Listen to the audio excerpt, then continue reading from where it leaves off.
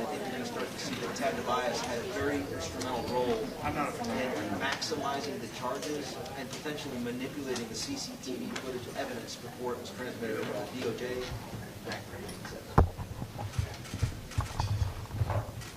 Good afternoon. I'm going to call this field hearing on January 6th to order. From time to time, members of Congress hold field hearings to function as force multipliers for the investigative, analytical, and legislative work of our various committees.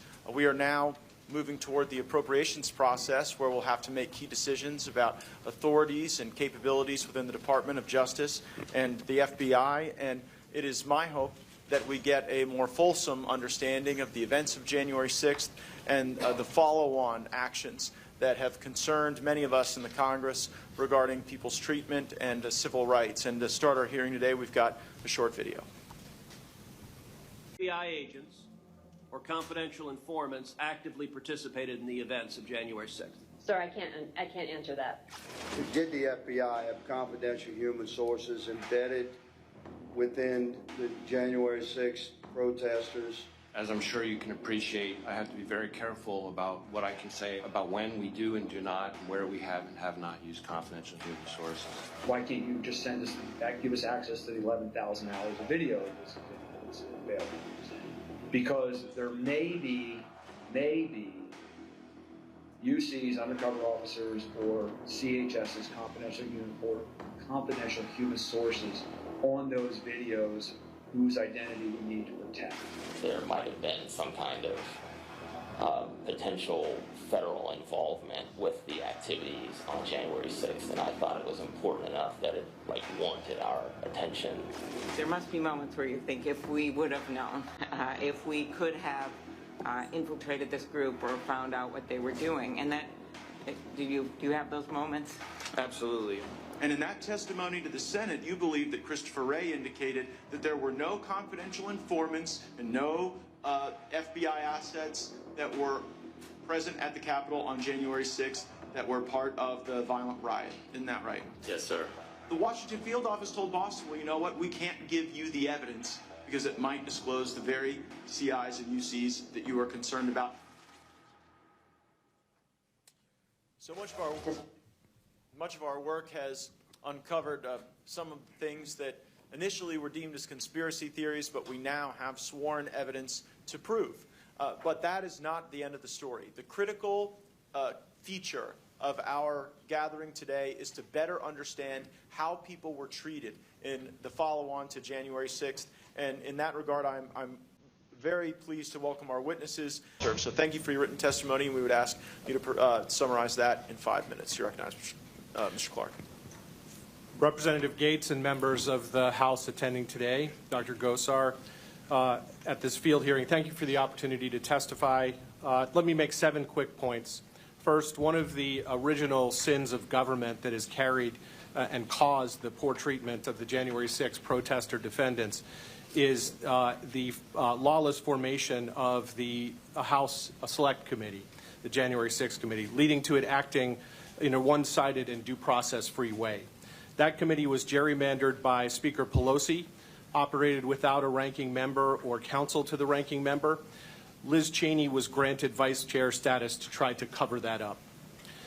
The committee then had a series of carefully scripted by Hollywood hearings where the entire Q&A path was pre-written and meshed with cherry-picked snippets of highly edited video and audio-doctored video. The committee interviewed 1,000+ witnesses, it says, but only about 200 transcripts have been released. Second, the January 6th committee worked with regime media, the New York Times, Washington Post, CNN, and MSNBC, etc. In that way, the fake narrative that an insurrection had occurred on January 6th was blasted everywhere.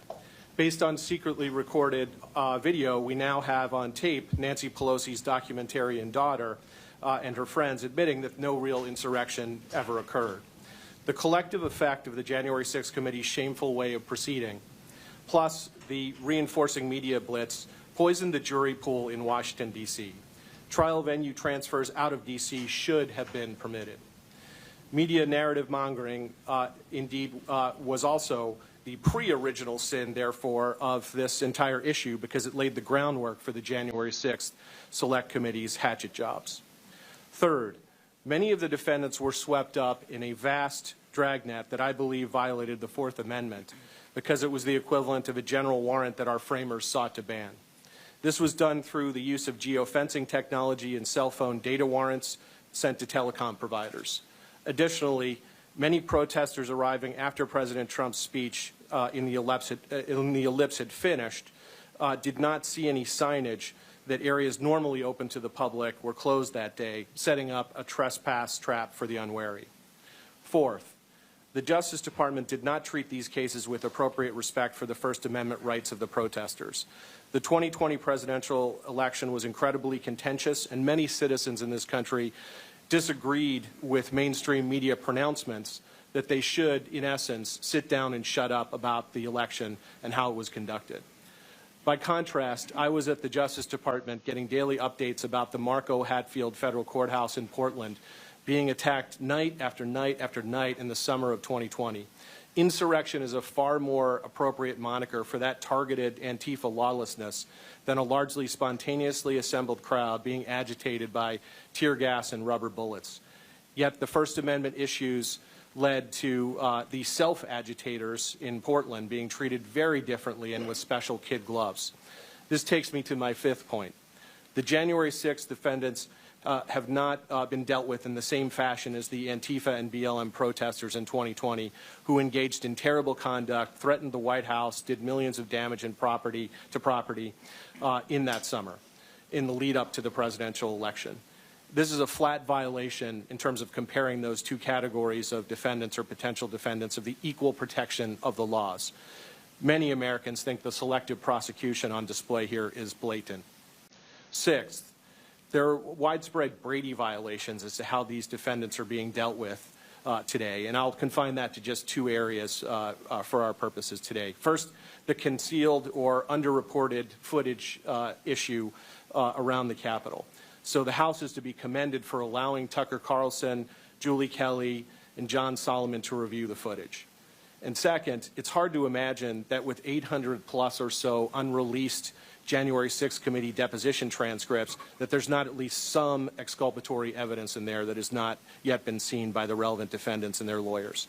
The January 6th committee, in short, acted like a star chamber, and there is no reason for this Congress to let that go on.